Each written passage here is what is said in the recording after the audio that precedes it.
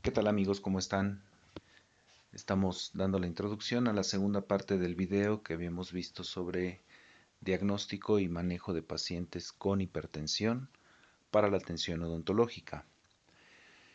En esta segunda parte vamos a ver específicamente algunas recomendaciones para atender odontológicamente a pacientes hipertensos. Como en cada video les recuerdo que estas sesiones están diseñadas para alumnos de pregrado. Son algunas recomendaciones para introducirlos en algunos cuidados, precauciones y recomendaciones para el diagnóstico y tratamiento en algunas condiciones sistémicas. Entonces, no están diseñadas para consulta más profesional o más a fondo, solamente se dan recomendaciones generales para poder alcanzar el nivel de comprensión acerca de los temas a los que se les están haciendo llegar a los alumnos. Entonces, eh, trataremos de ser un poco breves, precisos, incluso manejaremos un poco de lenguaje coloquial para que los alumnos de pregrado puedan comprender de una manera más sencilla todos los fenómenos relacionados a la atención odontológica en este tipo de pacientes. Y sin embargo, para los que buscan un poco más de profundización en el tema, algo más científico, más clínico, más técnico, también en los enlaces se pueden consultar algunos artículos o bien en los comentarios del video pueden dejarme su correo electrónico y con gusto les hago llegar la documentación, el respaldo científico para que puedan tener mayor acceso a este tipo de información precisa que necesiten. Pero reitero, esto es para alumnos de pregrado y solamente es para alcanzar el nivel de comprensión. Por lo tanto, estos videos explicativos tienen esa finalidad. Bueno, hecha la aclaración anterior, continuamos. Esta es la segunda parte del video de hipertensión que habíamos visto inicialmente, donde abordábamos los temas de la explicación sobre la fisiopatología de la entidad. Y bueno, en este caso ya vamos a enfocarnos un poquito más sobre las recomendaciones para el diagnóstico y tratamiento odontológico de pacientes hipertensos.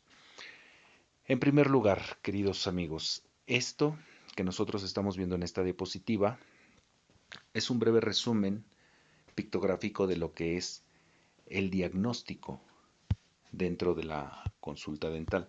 Para nosotros es muy importante, ya lo hemos mencionado en otros videos, aquí lo estoy encerrando en un circulito, la historia clínica. Nada en el mundo sustituye a la historia clínica personalizada. El trato con el paciente, la entrevista, la socialización con el paciente es la clave para poder establecer un buen diagnóstico. Ante esto, quiero recordar la primicia que debe prevalecer en todas las áreas clínicas: medicina, nutrición, psicología, odontología, enfermería, absolutamente todas las áreas clínicas. Es el método clínico. Recordemos que el método clínico no es otra cosa más que una adaptación del método científico al área médica. Nosotros somos una parte colaborativa del área médica, que vemos todo lo que es la salud bucodental del paciente, pero con sus relaciones sistémicas. Entonces nosotros tenemos que estar muy bien informados, muy bien adiestrados sobre cómo manejar pacientes sistémicamente comprometidos para poder mejorar la condición y la calidad de vida del paciente. Entonces, uno de los principales requisitos para el diagnóstico de cualquier tipo de paciente, y en este caso de pacientes hipertensos, es la historia clínica. Tenemos algo muy marcado dentro del método clínico que nosotros no suponemos y no adivinamos. Les voy a poner un ejemplo muy claro. En muchas ocasiones he visto que a través de una radiografía quieren diagnosticar la patología y no, la radiografía solamente es un respaldo. Eh, no caemos en suposiciones, no caemos en adivinaciones, no tenemos esos poderes. El único poder que debe prevalecer en las áreas clínicas es el de la deducción. No somos adivinos, no nos van a dar un premio por atinarle a alguna condición del paciente. Nosotros hacemos medicina basada en evidencias. Y la medicina basada en evidencias exige interrogatorio, exploración y comprobación. Previa hipótesis, nosotros tenemos que formular una hipótesis o un diagnóstico presuntivo con todos los datos que recabamos del paciente. Entonces, este es el primer punto y aquí le voy a poner el número 1. La historia clínica completa es lo que nosotros tenemos como base para poder establecer un buen diagnóstico. Entonces, es uno de los ejercicios más difíciles. Si no queremos dentro del área clínica convertirnos en simples sintomatólogos, tenemos que aprender a manejar el método clínico de manera adecuada. Entonces, bueno, preguntarle al paciente sobre sus antecedentes personales no patológicos, los patológicos, signos y síntomas, interrogatorio por aparatos y sistemas. Recordarles, chicos, cada dato que el paciente nos refiere, que nos pueda acercar a un diagnóstico, tiene que ser interrogado a fondo. ¿Cuándo inició? ¿Cómo inició? ¿Qué características tuvo? ¿Cómo se ha ido desarrollando? ¿Si ha recibido tratamiento? ¿Qué tratamientos ha recibido? ¿Qué resultados ha obtenido? Si ha tenido complicaciones, si ha tomado algunas otras alternativas, si ha seguido las indicaciones, etcétera. Estamos en un país donde, bueno, la medicina tiene su lugar, pero también somos un país tradicionalista. Y entonces, mucha gente recurre a los remedios herbolarios, a los remedios milagrosos que ofrecen en la televisión, que ofrecen en canales poco profesionales. Y entonces ahí es donde nosotros nos enfrentamos a otro gran reto, que el paciente se sugestiona mucho y a veces deja de apegarse a los tratamientos establecidos que podrían mejorar su condición. Eso también lo vamos a determinar en el diagnóstico. Diagnóstico no solamente es establecer la enfermedad que tiene el paciente o ponerle un nombre. Diagnóstico es determinar que el paciente se encuentra cursando con alguna patología, aunque no sepamos su nombre, pero que tengamos la capacidad de derivarlo al área correspondiente para que le hagan estudios y un diagnóstico específico. Eso también es diagnóstico, darnos cuenta que el paciente está mal y profesionalmente tener la humildad de derivarlo al área correspondiente o de solicitar apoyo con otro profesional para que nos pueda acercar a la verdad. ¿De acuerdo? Otra de las consideraciones dentro del diagnóstico es cuando el paciente ya fue diagnosticado con una enfermedad, nosotros tenemos que establecer el grado de control que lleva el paciente sobre esa enfermedad. En México también tenemos mucho ese problema. El paciente piensa que está controlado por dos razones, porque se toma el medicamento o porque se siente bien. Y recordemos que muchas enfermedades, sobre todo las crónico-degenerativas, llegan a generar cierto grado de tolerancia. Entonces el paciente puede estar descontrolado y no sentirse mal. El paciente está generando una resistencia, pero es adaptativa. No se siente mal y ya cuando se siente mal es porque realmente está al borde de un colapso en alguno de sus sistemas. Y eso nosotros también tenemos que determinarlo. Algunos pacientes van a llegar a nosotros solicitando una consulta normalmente en estados de urgencia. Y en estados de urgencia el paciente está a muy poco de desarrollar alguna complicación grave. Y si nosotros intervenimos, y aunque no hayamos tenido que ver nada con las complicaciones, es nuestra responsabilidad, tanto médica como legal, que el paciente se ponga mal. ¿Por qué? Porque no establecimos el diagnóstico primero de las condiciones actuales del paciente. Entonces, la base principal para el diagnóstico es conocer realmente al paciente. ¿De acuerdo? Dentro de la historia clínica tenemos el segundo punto más importante, que es la exploración del paciente. En el caso de pacientes hipertensos, nosotros tenemos que, en primer, establecer si es hipertenso o no, y en el caso de que sea hipertenso, establecer su grado de control. Más adelante vamos a hablar sobre la clasificación de esos grados de control que tiene el paciente para poder determinar si lo vamos a atender o no. Pero bueno, aquí lo más importante es que nosotros no podemos omitir la exploración del paciente. Y en este caso, signos y síntomas, signos vitales también, tenemos que interrogarlos, tenemos que plasmarlos en la historia clínica. Es decir, que el paciente tiene que estar siempre bajo una constante observación. Y todo lo tenemos que registrar en la historia clínica. Chicos, no se olviden. La historia clínica no es un documento que nos dé flojera. La historia clínica es un documento que tiene que ser llenado a más no poder para plasmar en ese documento, en ese momento, las características de cómo estamos recibiendo al paciente. No tenemos ninguna otra evidencia más que lo que nosotros verídicamente podamos plasmar ahí, ¿sí? Entonces, a través de esa observación, nosotros vamos a determinar si el paciente está en condiciones de recibir la atención odontológica o hasta qué nivel nosotros podemos intervenir para no interrumpir o no interferir negativamente con la terapia de base del paciente o con el curso de su enfermedad. Entonces esto nos va a asegurar un actuar un poco más profesional, que es lo que nosotros siempre debemos buscar. La tecnología ayuda, pero algo que la tecnología jamás va a poder sustituir es al método clínico. ¿Estamos de acuerdo? Estas son algunas recomendaciones iniciales para el paciente y algunas recomendaciones iniciales para el clínico que pueda determinar la condición actual de estos pacientes. Dicho todo esto, pues vamos a continuar con la siguiente diapositiva. Estamos en un país donde no hay una cultura tan marcada sobre la prevención y el control de las enfermedades.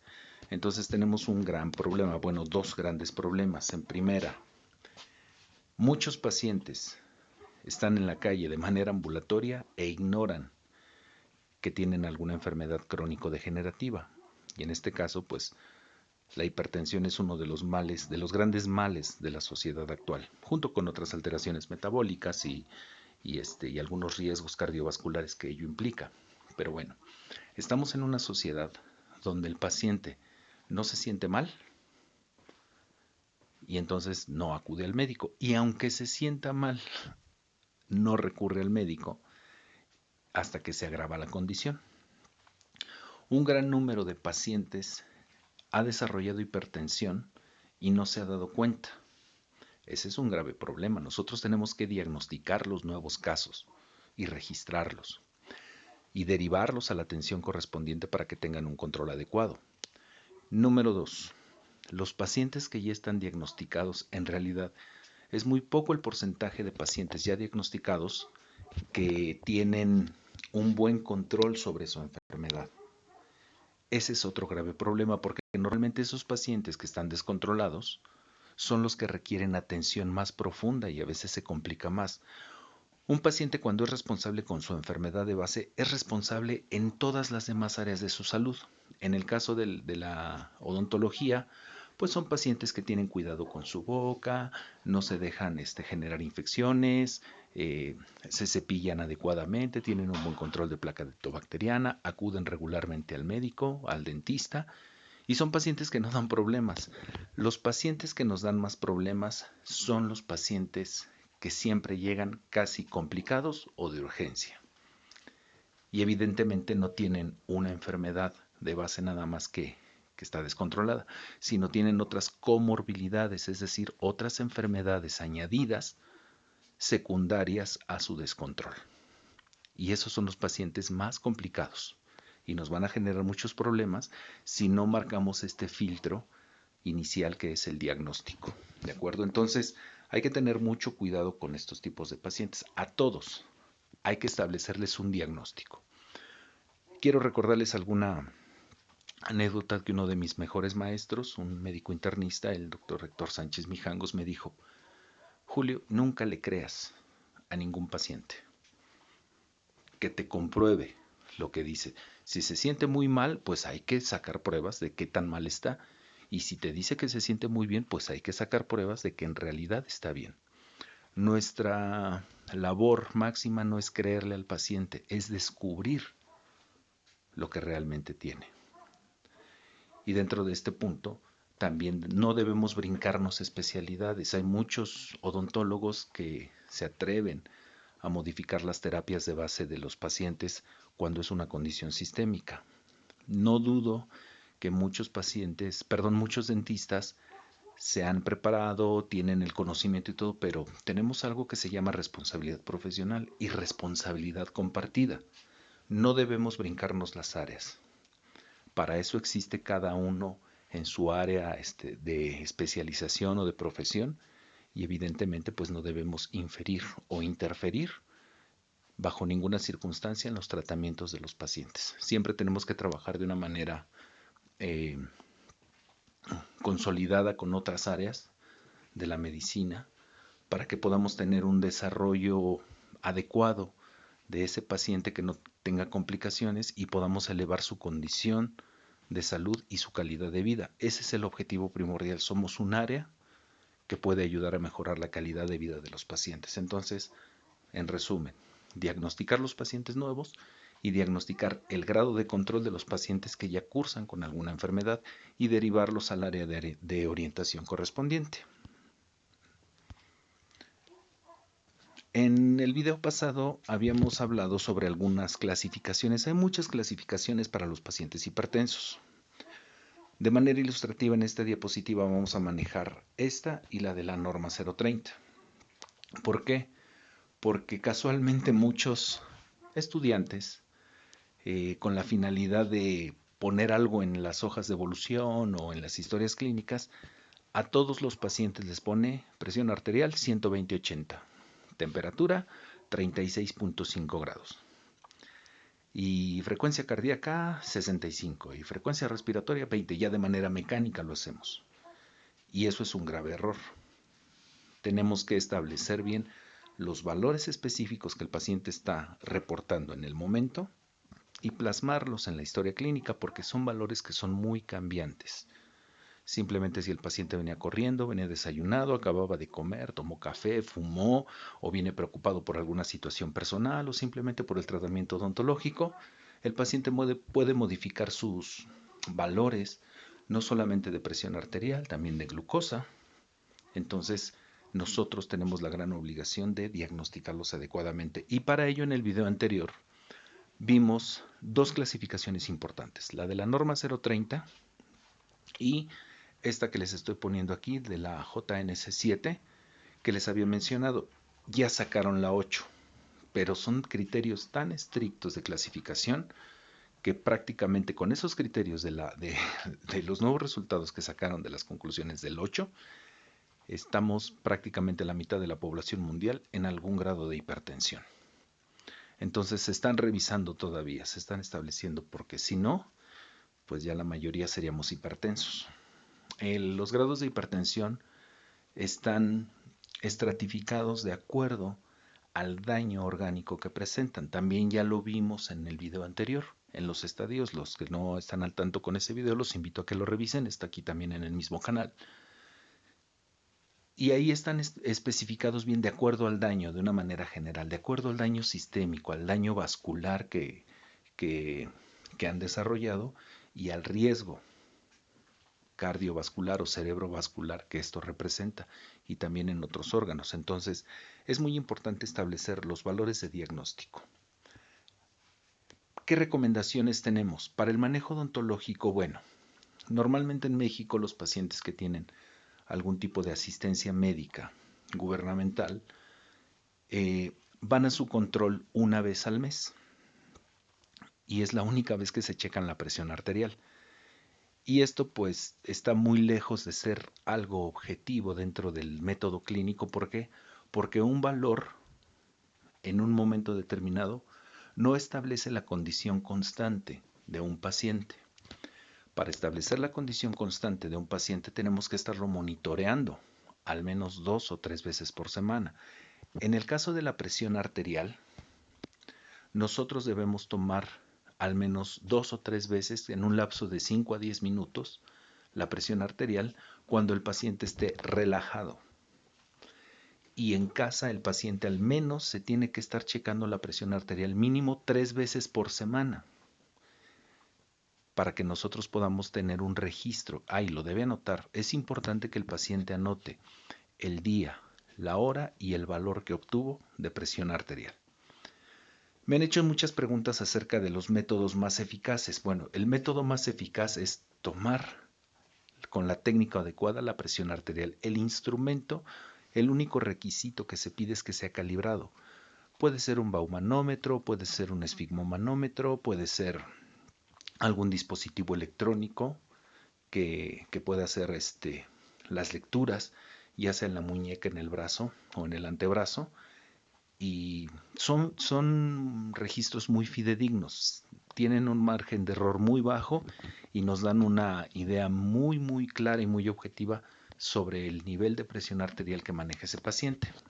Lo único que se pide es que estén bien calibrados y en el caso de los dispositivos electrónicos, aparte que las baterías estén funcionando bien, porque si no, ahí sí nos podrían arrojar algunos valores negativos.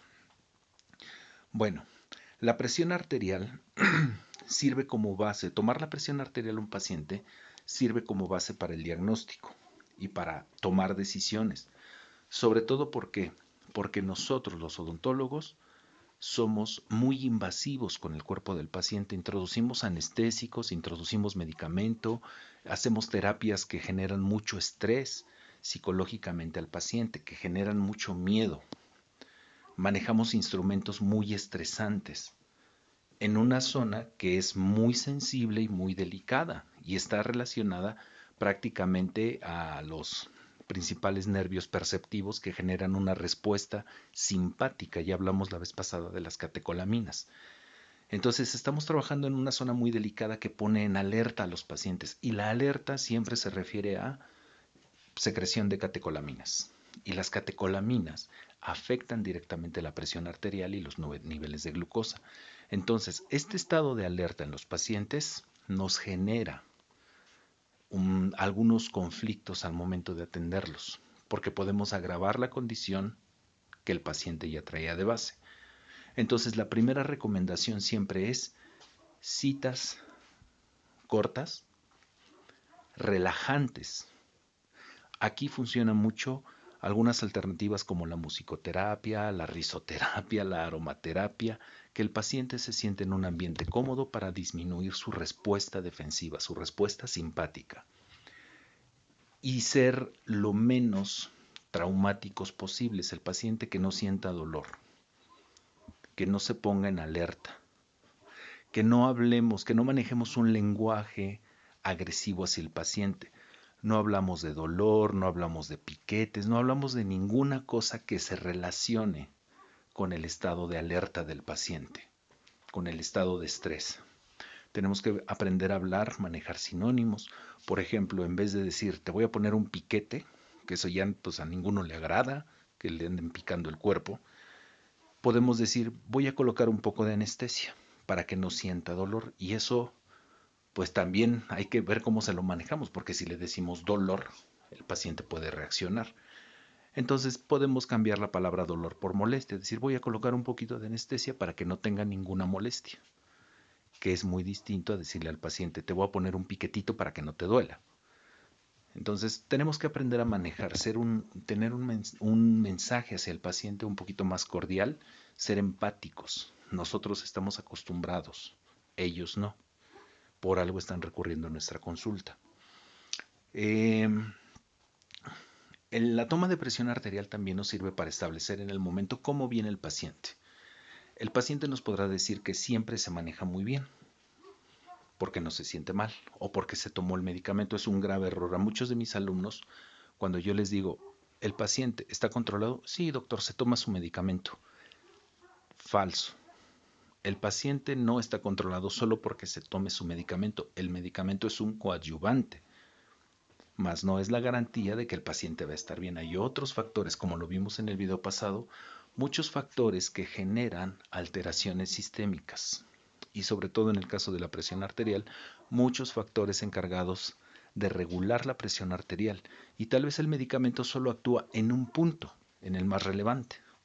Pero tenemos que ver si todos los sistemas están funcionando adecuadamente con el objetivo de regular la presión arterial. Entonces, que el paciente tome el medicamento no es garantía. Nosotros tenemos que establecer el orden en todos los demás factores regulatorios para que podamos tener la certeza de que el paciente esté bien y eso lo determinamos con la medición, ¿sí?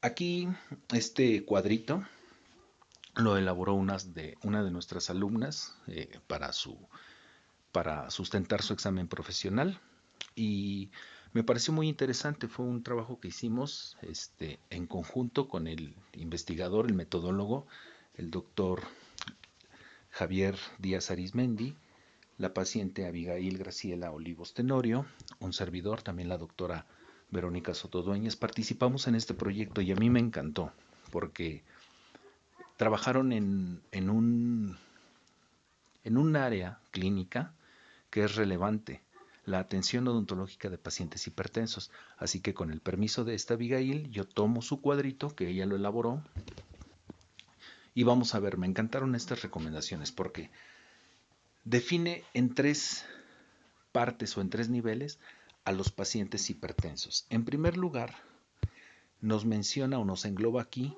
a los pacientes no diagnosticados, ¿sí? ¿Qué características puede presentar un paciente que cursa con hipertensión arterial y que no ha sido diagnosticado clínicamente? Y entonces es muy interesante también, si quieren les puedo pasar, si me pasan su correo en los links de este video, perdón, en los comentarios de este video, con todo gusto les hago llegar las imágenes. En segundo término, tenemos a los pacientes que ya han sido diagnosticados, que los estoy encerrando aquí, pero que no están controlados adecuadamente. ¿Qué características presentan? Esto nos sirve para al momento de estar haciendo la historia clínica podamos tener un mejor acercamiento al diagnóstico, a la verdad. Recuerden que nosotros hacemos medicina basada en evidencias.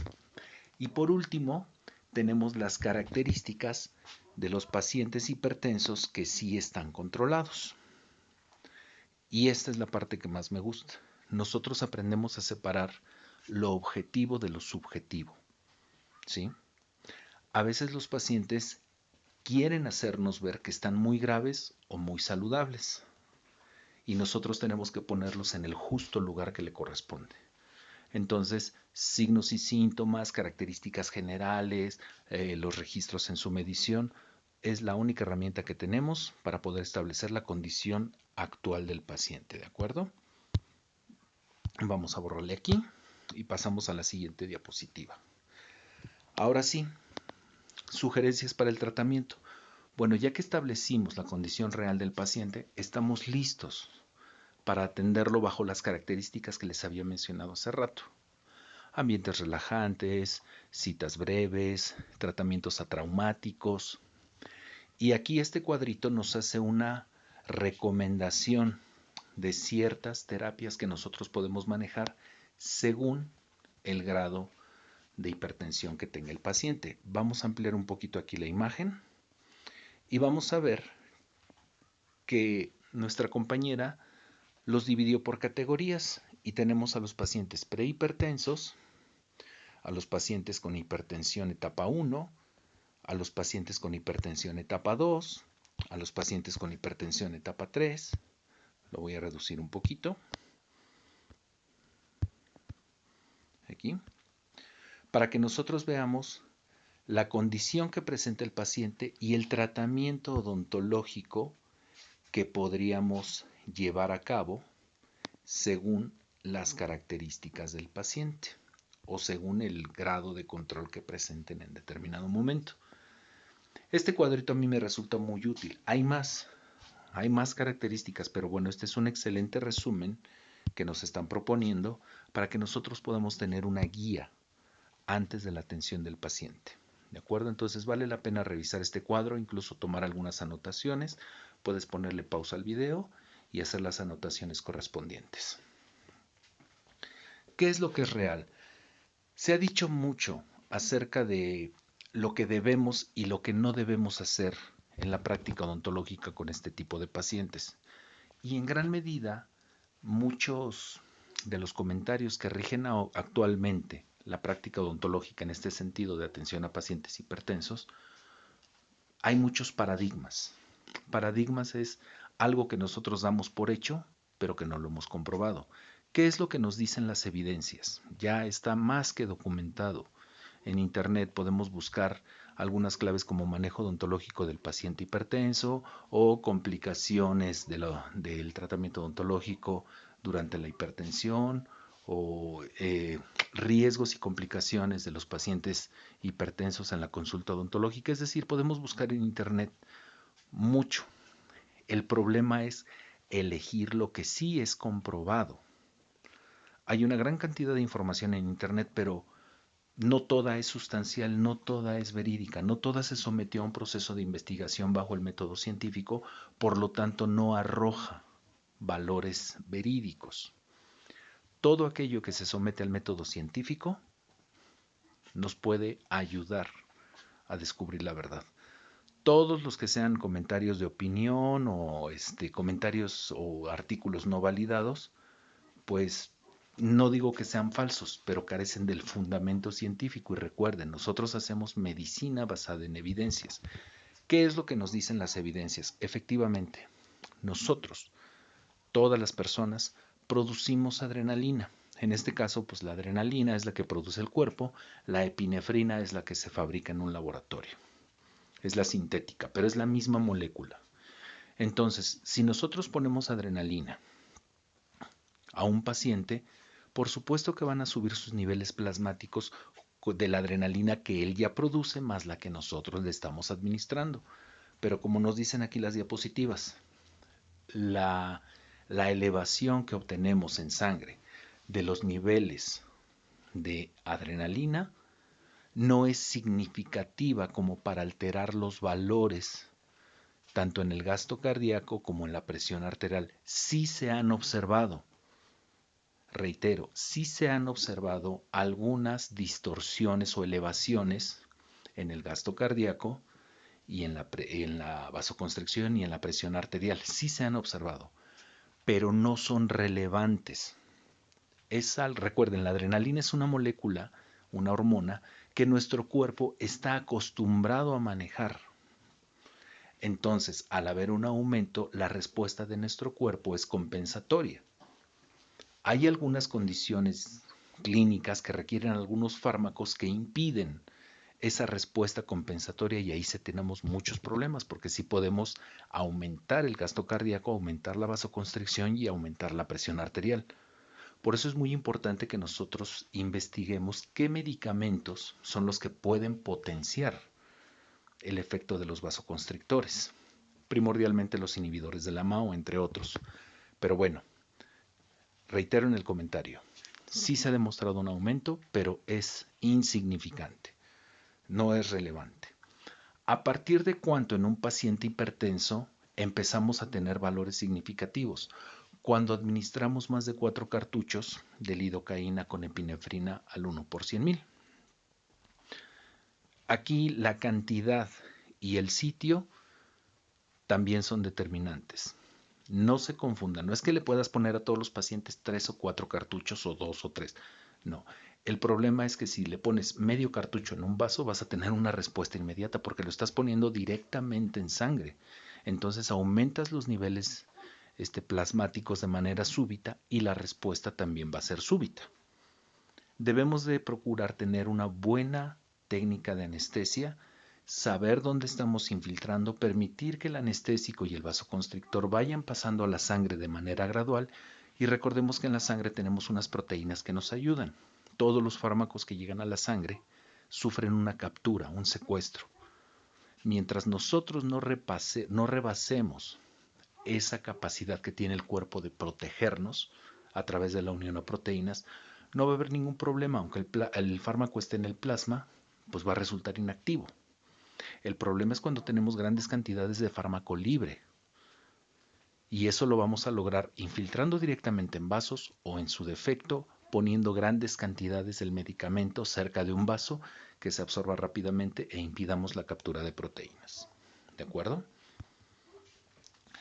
Algunos estudios que podemos ver aquí abajo en la referencia ya compararon los cambios que presentan los pacientes tras la inyección de lidocaína con epinefrina y se compararon con norepinefrina. Entonces, a grosso modo, el resultado de estos estudios se concluyó que los cambios en la presión arterial y el gasto cardíaco fueron similares, pero con una alteración más marcada, es decir, se elevó más la presión y hubo una elevación del gasto cardíaco en el caso de la norepinefrina. Por lo tanto, y nos dicen muchas evidencias, que las concentraciones del de la norepinefrina al 1 por 20.000 o 1 por 30.000 están contraindicadas. ¿Por qué les menciono este dato? Porque nosotros utilizamos otro vasoconstrictor, uno más noble, que es la epinefrina. La epinefrina, aparte de ser más noble, también viene más diluida. Y esto lo podemos ver en la concentración que nosotros manejamos, que es de 1 por 100.000. Para que lo pongan así clarito, son 100.000 partes por cada parte. Entonces, la epinefrina viene diluida 100.000 veces por cada parte de anestésico que nosotros estamos colocando. Entonces, son concentraciones mínimas. ¿Sí pueden tener un efecto? Sí, pero repetimos, no es un efecto tan significativo porque no alcanzamos el grado de sobredosis. En farmacología habíamos visto cuando un fármaco en plasma llega a la concentración mínima efectiva, ahí empieza a hacer efecto. Pero de ahí a que llegue a la concentración máxima tolerada o a la mínima tóxica, pues entonces debemos de rebasar todo lo que es el margen terapéutico. Recuerden esa tablita de la distribución del fármaco en el plasma de acuerdo a la dosis-tiempo, la relación dosis-tiempo, ¿sí? Entonces, bueno, si nosotros utilizamos 1 o 2 cartuchos en un paciente, en realidad podemos tener una excelente cobertura de el bloqueo anestésico o el bloqueo del nervio y el paciente no va a sentir dolor, ¿sí? Ningún procedimiento odontológico de rutina, así se los puedo asegurar, ningún procedimiento odontológico de rutina justifica la administración de más de 3 cartuchos. En los casos de cirugía bucal o cirugía maxilofacial, bueno, ahí sí, pero los cirujanos bucales y maxilofaciales saben perfectamente cómo manejar estas dosis.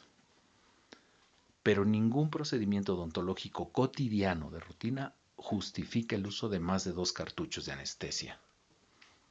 Si falla la anestesia puede ser por 2 motivos, pero el principal es porque nosotros tuvimos una mala técnica de infiltración. Entonces la sugerencia es verificar nuestras técnicas infiltrativas y no saturar al paciente con tanto anestésico. ¿De acuerdo?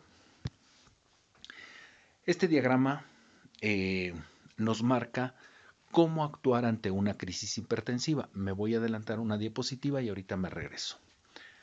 Sí podemos tener urgencias, por supuesto que sí. Yo las he nombrado durante mucho tiempo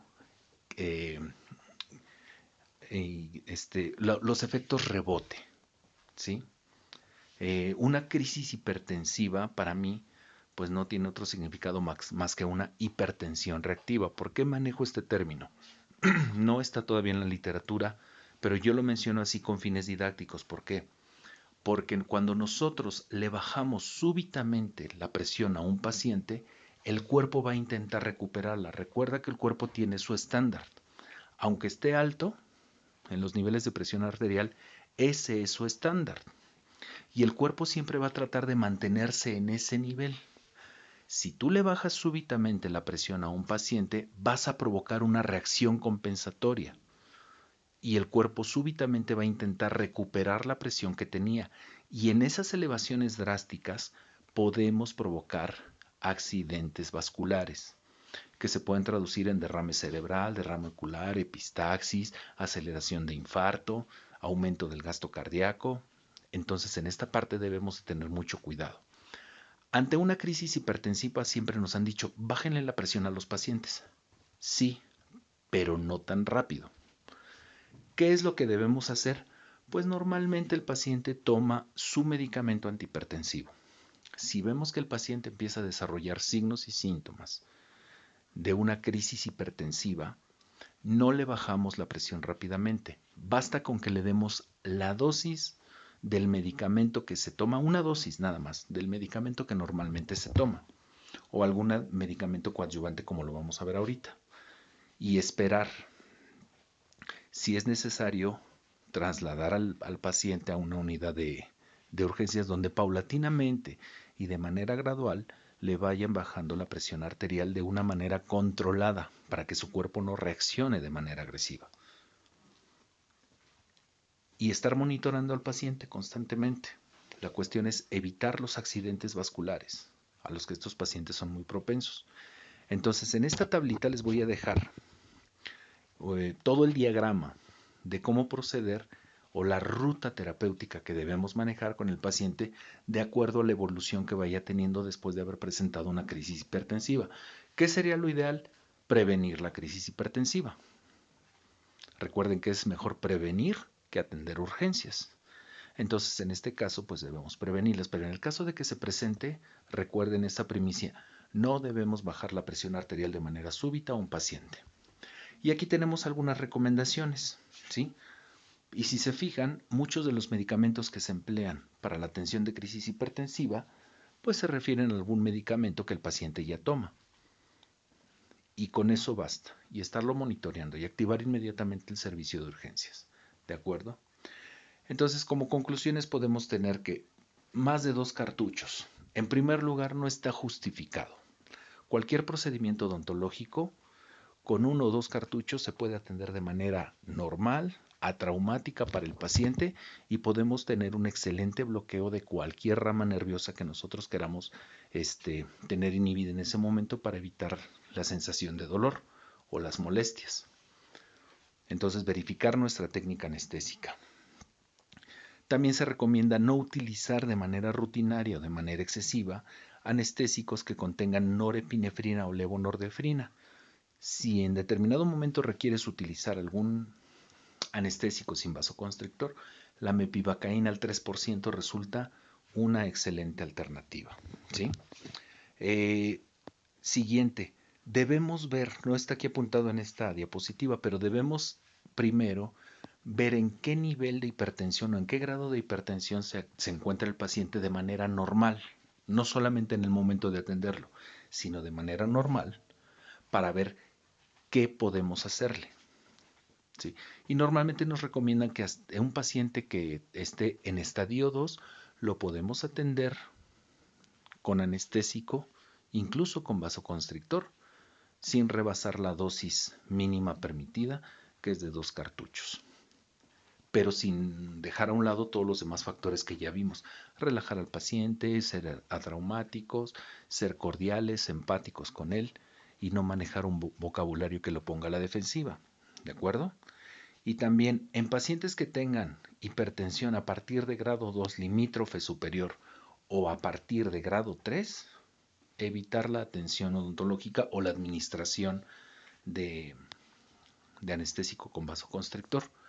Pero sí podemos prescribir antibióticos, sí podemos prescribir algún analgésico para aliviar los síntomas que ponen al paciente en ese estado de alerta, en ese estado de estrés. Hay otras alternativas que me gustaría que ustedes revisaran con respecto a los tratamientos, que ya lo vimos en la tablita anterior.